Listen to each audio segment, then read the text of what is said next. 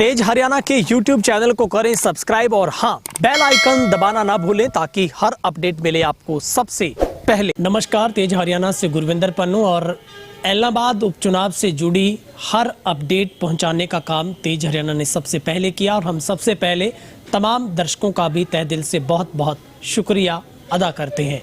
मगर इस इलाहाबाद के इस उपचुनाव में अभय सिंह चौटाला अपनी जीत का चौका लगाने में कामयाब रहे और इस बार 45 इलाके ने इस बार फिर से अभय सिंह चौटाला का साथ दिया, या फिर आप यूँ कहें उनके लिए 45 का इलाका लकी रहा, जहां पर इस बार अभय सिंह चौटाला ने रिकॉर्ड तोड़ 65,992 जो वोट है वो हासिल किए और जेजेपी बीजेपी के साझी उम्मीदवार गोविंद कांडा को 6,739 मतों से उन्होंने हराकर इस बार चौथी बार विधानसभा में पहुंचने का काम किया है। मगर अभय सिंह चौटाला की इस जीत और इस जीत पर हुए कम मार्जिन को लेकर कई तरह के सवाल खड़े हो रहे हैं। सीधे तौर पर लोग सोशल मीडिया के ऊपर तरह तरह के कमेंट्स और पोस्ट डाल रहे हैं। मेरे साथ ज़्यादा बातचीत के लिए डबवाली से राजनीतिक विश्लेषक और हमारे मेहमान वरिष्ठ पत्रकार महावीर सारन हमारे साथ हैं। और सबसे पहले हम उनका भी बहुत बहुत धन्यवाद करते हैं जिन्होंने सर्वे से पहले ओपिनियन पोल और तमाम एक एक गांव की हर एक समीकरण के साथ आप तक रिपोर्ट पहुंचाई और हमारा जो सर्वे था, हमारा जो पोल था एग्जिट, वो 100% सफल रहा और हम उनको बहुत बहुत मुबारकबाद भी देते हैं। साहब, सबसे पहले तो तेज हरियाणा आपका बहुत बहुत धन्यवाद करता है। आपने जो समीकरण जिस तथ्यों के साथ आपने पेश किए थे वो 100% सही रहे हैं और आपका जो पोल था, आपने पहले कहा था कि कांग्रेस मुश्किल से 22-23 हज़ार के आसपास रहने वाली है। अभय सिंह का जो आपने वोट बैंक बताया था वो 65 के आसपास का, और गोविंद कांडा के लिए भी आपने कहा था कि वो 50+ जा सकते हैं। मगर हाँ, जीत का मार्जिन जरूर है, जिसमें जीत का मार्जिन हम 12, 14, 13 के आसपास आंक रहे थे, वो थोड़ा कम रहा, वो सिर्फ 6,000, 6,500 के आसपास रह गया। कैसे देखते हैं सर इस पूरे ओवरऑल, आपकी मैं टिप्पणी चाहूँगा एग्जिट पोल के बाद अब तक की जीत को? गुरविंदर जी, ये जो चुनाव रहा वो बाई इलेक्शन होता है, वो अभी 3 साल का समय था और उसमें जो है कुछ वोट्स ऐसे होते हैं जो सरकार के साथ जाते हैं या सरकार ऐसा प्रयास करती है। यहाँ पर भी जो कुछ पॉकेट्स के अंदर जो सरकार ने अपना फ़ायदा उठाया सरकार में होने का, उनका उन्हें बहुत बड़ा लाभ मिला। दूसरा, शुरू से ही हमने जो प्रेडिक्ट किया जब चुनाव प्रचार शुरू हुआ था तो उसमें 2-3 बातें मैंने आपको स्पष्ट कही थी। एक तो कांडा को जिस प्रकार प्लानिंग के तहत वो लेकर आए हैं, उनको वो इसलिए लेकर आए कि उनको चुनाव लड़ना आता है, उनको पैसा बांटना आता है, उनको जो है वो दबंग शैली में वो चुनाव प्रचार कर सकते थे। किसानी आंदोलन का एक बड़ा बीजेपी को डर था और कोई प्रत्याशी बीजेपी में से जो उनका परंपरागत जो उनके आदमी हैं उनमें से कोई भी आदमी अगर चुनाव लड़ता तो ऐसा नतीजा नहीं आना था। इसमें वो गोविंद कांडा सफल रहे हैं। दूसरा, जब सरकार चुनाव लड़ रही थी तो स्वाभाविक बात है कि चुनाव में सरकार का लाभ मिलना ही था। एक फैक्टर इसमें हमने कहा था कि जेजेपी जो है, जेजेपी का जो प्रयास था वो अभय सिंह चौटाला को हर हालत में जीतने से रोकने का था। तो उनका जहां जितना परंपरागत उनका जो वोट पिछले चुनाव में मिला, प्लस उनसे जो है कुछ वोट, क्योंकि वो सत्ता में है, उनको बढ़कर जो उनके साथ जुड़ा था वो वोट उन्होंने 100% जो है वो बीजेपी प्रत्याशी के पक्ष में उन्होंने भुगताया। और सबसे अहम बात इसमें ये रही कि कांग्रेस प्रत्याशी के बारे में मैंने कहा था कि कांग्रेस प्रत्याशी को बहुत बुरी स्थिति होगी जिस दिन चुनाव का टिकट डिक्लेयर की गई थी, क्योंकि कांग्रेस यहाँ पे प्रत्याशी चयन में बुरी तरह से असफल रही है। उनकी जो यहाँ उन्होंने चुनाव जो है कोई रणनीति से नहीं लड़ा और शुरुआत में ही प्रत्याशी गलत होने की वजह से उनका चुनाव आखिर आते आते बिल्कुल बिखर गया। और यही कारण रहा कि हम 22, 23, 24 के आंक रहे थे तो वो 21,000 के पास जो है कांग्रेस प्रत्याशी रह गया और इसका बहुत बड़ा खमियाजा कांग्रेस को है जो आगामी चुनाव में भुगतना पड़ सकता है।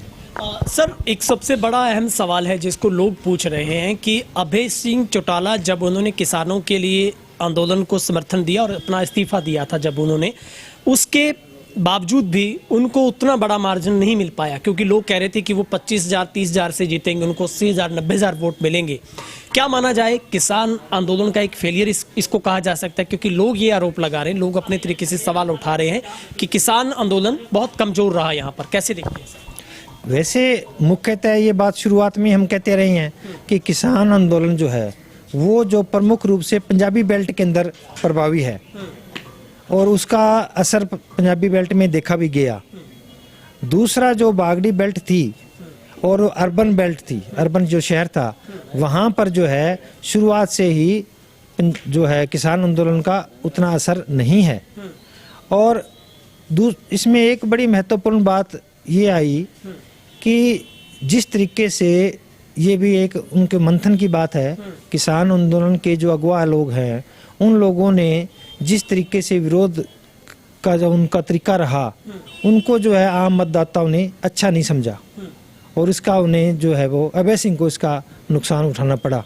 और जो अभय सिंह के जो जितने मत, जैसे कि सभी क्यासबाजियाँ थी, सभी लोग जो है जो भी इस लाइन के जानकार है सियासत के, उन लोगों ने जैसा सोचा था कि किसान आंदोलन के चलते जो है बहुत बड़ी मार्जिन से वो जीतेंगे और उनको जो वोट जो है वो बहुत बड़ा वोट उनको एक्स्ट्रा मिलेगा, वो वैसे वोट नहीं मिल पाया।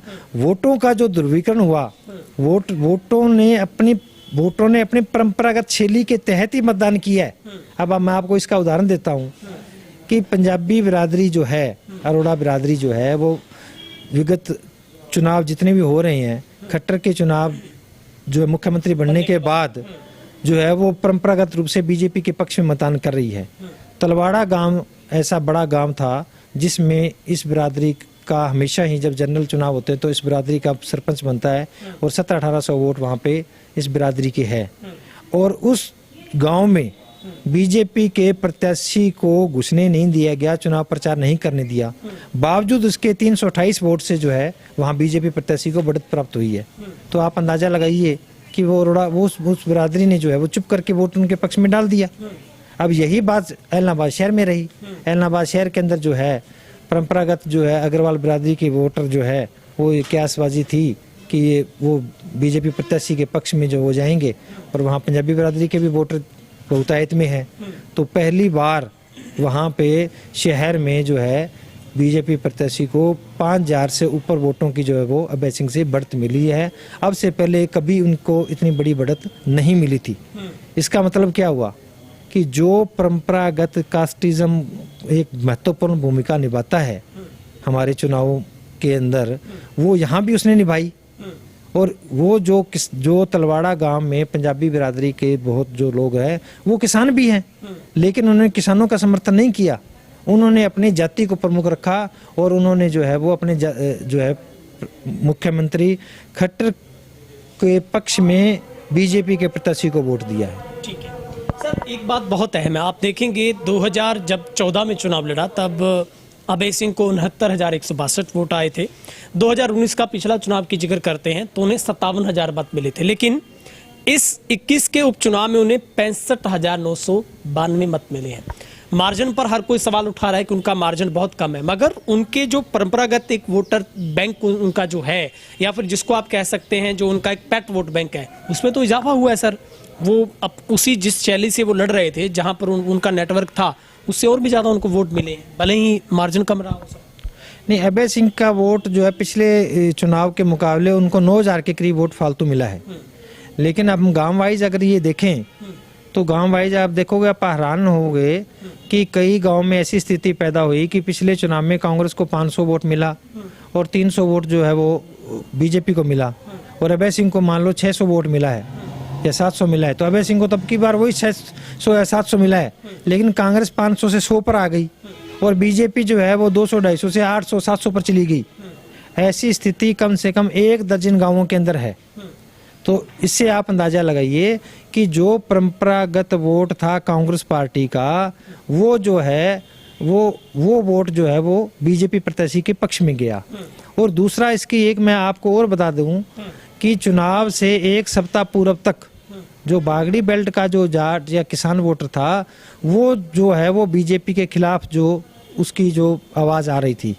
लेकिन क्या हुआ कि जो जेजेपी का जो वोटर था तकरीबन 8-10 हज़ार के करीब, पिछली बार क्योंकि उन्हें 6500 के करीब वोट मिला था और अब वे सत्ता में है तो स्वाभाविक है उनका 2-3 हज़ार उनका वोट जो है वो बड़ा है। तो वो 8-10 हज़ार वोटर जब अजय चौटाला और दुष्यंत चौटाला ने जब जो है प्रचार किया, वो जब आए मैदान, चुनावी मैदान में, तो उसका जो वोटर्स, क्योंकि मुख्यतः जाट वोटर था उनका, जो वो वोटर खुलकर जो है वो बीजेपी प्रत्याशी के पक्ष में आ गया।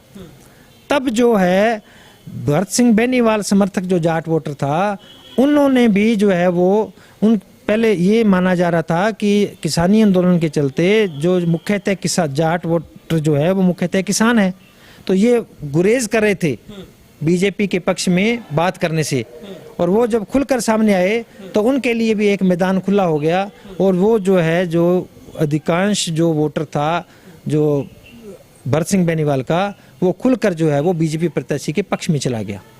इस बात का नुकसान जो है वो अभय सिंह को, मार्जिन जो कम हुआ है वो मुख्यतः पिछली बार 15,000 का मार्जिन था, 45, ये जो चौमन गांव है जो बागड़ी बेल्ट के, वो 15,000 की बजाय अब की बार तकरीबन 7500 की जो लीड है वो अभय सिंह को मिली है। 7-7.5 हज़ार वोट जो है वो वहाँ पर वो अभय सिंह के इस वजह से कम हुए हैं। सर, एक बहुत ही अहम सवाल, आपको क्या लगता है भविष्य की राजनीति को आप आईएनएलडी को कैसे देखते हैं? मगर उससे पहले सवाल यह है कि जो विगत चुनाव में हमने देखा, जो जेजेपी का एक वोट का जो ध्रुवीकरण हुआ जिस तरीके से, क्योंकि वो आईएनएलडी से निकलकर ही वोट गया है, क्योंकि जब बंटाधार हुआ उस वोट का, आपको क्या लगता है क्या भविष्य में आईएनएलडी की योजना उसी ध्रुवीकरण जो हुआ वोट को अपनी ओर आकर्षित करने की रहेगी? आप कैसे देखते हैं, क्या वो जो वोट बैंक एक ही शैली थी जब पार्टी की, जब अलग अलग विचारधारा हुई, पार्टी का बंटवारा हुआ, उस ध्रुवीकरण को रोकने में कैसे कामयाब हो सकती है आईएनएलडी? इस चुनाव ने एक फायदा तो ये किया है इनेलो का, क्योंकि विगत 30-35 सालों से चौधरी देवीलाल के समय से लेकर उसके बाद चौधरी ओम प्रकाश चौटाला सत्ता में रहे, उसके बाद जो पार्टी का एक परंपरागत वोट बैंक पूरे प्रदेश के ग्रामीण क्षेत्र में और खास करके जाट बाहुल्य इलाकों के अंदर जो एक इनेलो लोग या पूरा लोकदल का एक वोट बैंक रहा है, विगत पहली बार ये हुआ। इससे पहले चौधरी देवीलाल के समय भी चौधरी रणजीत सिंह वो अलग पार्टी छोड़कर चले गए थे, उससे पहले प्रताप सिंह भी अलग पार्टी में दूसरे में इनके विरोध में आ जाया करते थे। लेकिन पहली बार ऐसा हुआ जब रणजीत सिंह छोड़कर गए तो रणजीत सिंह ने इन लोकदल के वोट बैंक में कोई बड़ी जो है वो डेंट नहीं लगा पाए। ठीक है। लेकिन ओम प्रकाश चौटाला के हाथ में नेतृत्व आया, वो मुख्यमंत्री रहे, उसके बाद में अब जो अजय सिंह और अभय सिंह के बीच में जो आपस में दूरियां आई और अजय चौटाला ने और दुष्यंत चौटाला ने जब इनेलो से किनारा किया तो उस वक्त सबसे बड़ा डेंट जो है इनेलो को पहली बार लगा। ठीक है। कि मूल वोट बैंक में एक 80-90% वोट जो है वो जो है अभय सिंह चौटाला के से छिटक कर जो है दुष्यंत और जो है अजय चौटाला के पास चला गया, और इसी के नतीजा ये रहा कि 10 सीटें विधानसभा की वो जो नई पार्टी बिल्कुल उन्होंने खड़ी की वो लोकदल के या इनेलो के वोट बैंक का शिफ्ट होने की वजह से ही उनको मिली।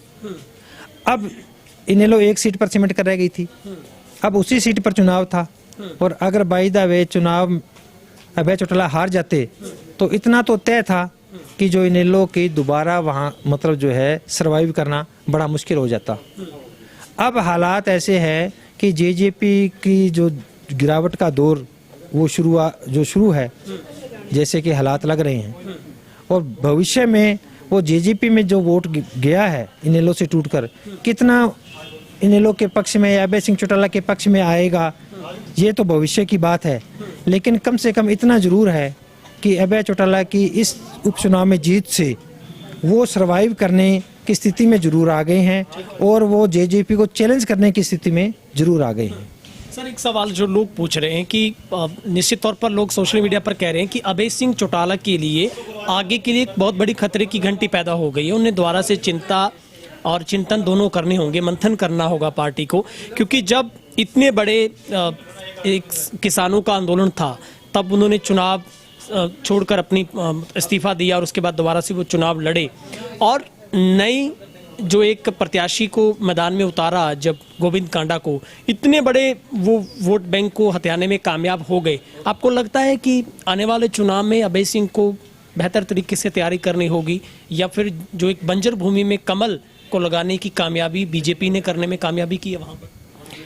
नहीं, ऐसा नहीं। अभय सिंह का चुनाव जीतना ये बहुत बड़ी घटना है।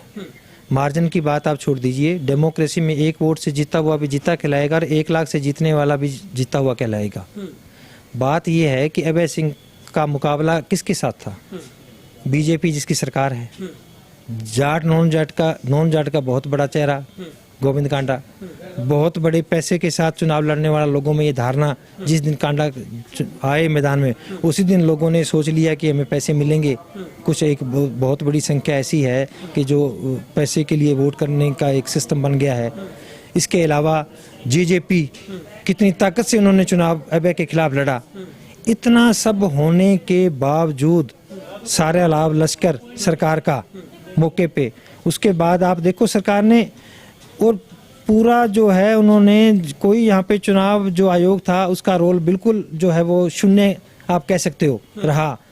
और सरकार के होने का फायदा आप देखिए, एक दर्जन के करीब ऐसे गांव हैं जहाँ पे पानी का एक बड़ा मुद्दा था और वो मुद्दा उन्होंने चुनाव जो प्रचार के दौरान उसको उन्होंने हल किया।